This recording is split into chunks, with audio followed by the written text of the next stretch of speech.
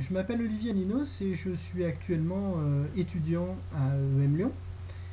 Dans le cadre du module e-stratégie de notre formation en management et développement des systèmes d'information, le professeur Lee Schlenker nous a demandé de réfléchir sur le sujet suivant.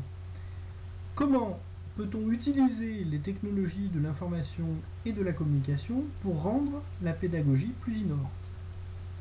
Alors c'est un vaste sujet. Et pour répondre de manière personnelle à cette question, je vous propose dans un premier temps de bien définir ce qu'est une pédagogie innovante. Comme vous pouvez le constater ici, le terme pédagogie est issu du grec. Il signifie d'une part l'enfant et d'autre part conduire, mener, accompagner. Ainsi, on peut dire que la pédagogie consiste à accompagner l'enfant ou l'apprenant dans son développement cognitif, l'idée étant de lui transmettre des informations initialement détenues par l'enseignant. En plus d'être simplement transmises, le challenge réside ici dans le fait que ces informations doivent être digérées par l'apprenant. Le terme innover, quant à lui, est un petit peu plus simple à définir. Il s'agit d'introduire du neuf dans une discipline donnée. Une définition assez générale. À la lumière de ces premières explications, la question initiale peut donc se résumer ou se reformuler de la façon suivante. Comment l'éthique peuvent-elles renouveler les méthodes de transmission du savoir? Partons d'un constat. La façon dont les cours sont dispensés aux élèves n'a pas tellement évolué au cours des 20 dernières années. Je suis plutôt bien placé pour le dire. Pour simplifier, un professeur parle devant des élèves qui l'écoutent plus ou moins et pose parfois des questions. Comment peut-on renouveler cette relation élève-enseignant? Eh bien, à mon avis, en agissant sur l'environnement de chacun des protagonistes et en modifiant notamment les situations dans lesquelles s'effectuent ces échanges. Les technologies de l'information et de la communication peuvent très certainement nous aider à le faire différemment. Toutefois, comme le sujet est vaste, et que je ne donne plus de formation moi-même, en tout cas pas en ce moment, je vous propose de nous placer du côté de l'élève en master spécialisé que je suis pour tenter de répondre à cette question.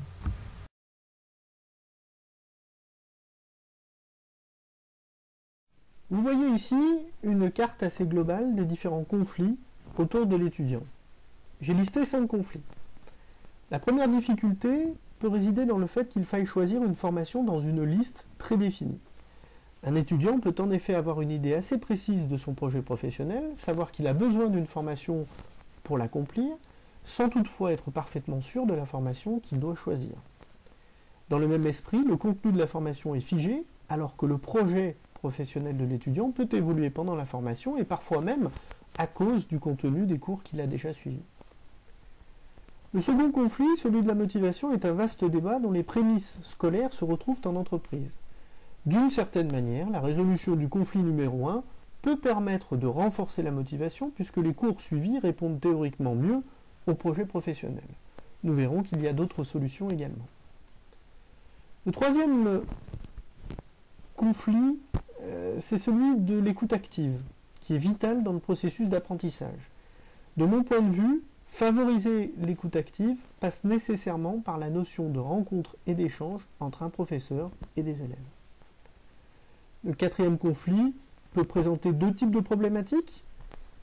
Celle d'abord de trouver un stage, donc en amont même de la réalisation du stage, et ensuite, pendant le stage, d'éviter de perdre le contact ou de maintenir un contact, je dirais, régulier avec l'école.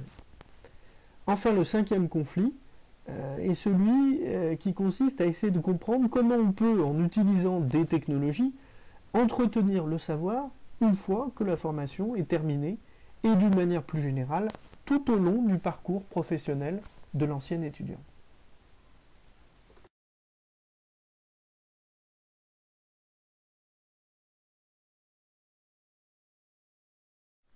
Sur ce premier conflit, on peut envisager d'utiliser pleinement le SI de l'école pour que chaque professeur ait une vision précise du projet professionnel de ses futurs élèves. Les raisons qui ont poussé l'étudiant à franchir les portes de l'école peuvent en effet lui permettre d'adapter ses cours pour mieux guider ses élèves. On peut également songer à appliquer une démarche agile à la gestion du projet professionnel et ce dans le cadre de la formation. Le projet est en pleine évolution et il faut donc faire évoluer le contenu de la formation en fonction des perspectives offertes au fil des cours. On peut envisager, dans cet esprit, plusieurs entretiens tout au long de la formation, un avant le tronc commun, en fin de tronc commun, des entretiens réguliers tout au long de la formation et un entretien final pour reboucler par rapport à l'entretien initial. On pourrait même rêver d'une aide logicielle intelligente pour gérer en mode semi-automatique ce parcours dans les modules de cours. Pour entretenir la motivation des élèves, conflit numéro 2, on peut les impliquer de différentes manières par l'intermédiaire d'éthiques. On peut par exemple multiplier les mises en situation à caractère ludique de type business game, en envisageant par exemple une sorte de business game géant où chacun expérimente son rôle futur en entreprise. On peut également favoriser l'utilisation de logiciels de gestion de projet lors des travaux en mode projet pour faciliter l'apprentissage de ces outils et permettre également un apprentissage concret de la gestion de projet du reporting en entreprise. On peut également favoriser le travail en situation de mobilité pour que les étudiants puissent échanger à distance comme s'ils étaient dans une même salle, en utilisant des logiciels de type brainstorming collaboratif par exemple, ou du matériel technologique tel que des mini-vidéoprojecteurs qui puissent se déplacer de salle en salle et des équipements de téléprésence dans certaines salles. Pour le troisième conflit, je dirais qu'il faut disposer d'une plateforme d'échange plus ergonomique pour le partage de contenu. Cela permettra à l'élève de bien préparer ses cours à venir, en l'impliquant, en lui donnant la possibilité de se documenter sur le sujet abordé, et lui permettre également après le cours de disposer d'un document de synthèse clair et concis, plus toutes les informations nécessaires à l'approfondissement de cette matière. Pendant nos cours maintenant, il faut utiliser des outils technologiques favorisant l'échange et la réflexion en temps réel. Des quiz avec des résultats projetés en direct à l'écran, des témoignages recueillis par les professeurs ou des interviews en direct de personnes qui se trouvent en entreprise par le biais d'outils de visioconférence. Pour le quatrième conflit, je dirais qu'il y a déjà beaucoup de choses qui sont faites entre EM Lyon et les différentes entreprises partenaires.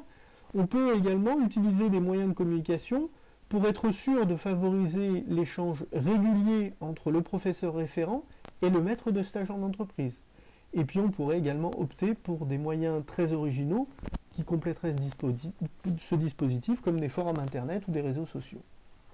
Enfin, pour régler le conflit numéro 5, on peut envisager de créer ou de s'associer à un réseau social à l'échelle de l'EM pour maintenir le contact avec l'école et les autres élèves de la promo après la formation, favoriser la recherche de stage, favoriser la mise en relation entre anciennes et nouvelles promotions, favoriser la connaissance des entreprises ou des métiers des entreprises, et également en parallèle de ce réseau social, proposer à l'étudiant de compléter son parcours de formation, de mettre à jour ses connaissances, avec des fiches de synthèse annuelles pour présenter les nouvelles tendances d'un secteur donné dans lequel l'étudiant évolue maintenant, et surtout les évolutions apportées au module de formation en fonction effectivement de ces nouvelles tendances. Et puis proposer également des modules d'e-learning ou d'e-training tout au long du parcours professionnel de l'ancien étudiant.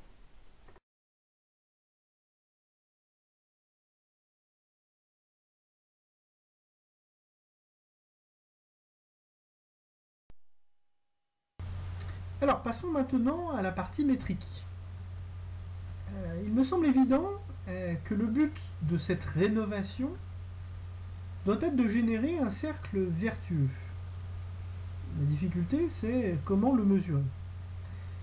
Alors, voici quelques indices, utilisant notamment le système d'information de l'école, qui pourraient permettre d'y parvenir. Le turnover des professeurs, on n'y pense pas forcément, mais c'est tout de même un point important. L'absentéisme des étudiants, évidemment.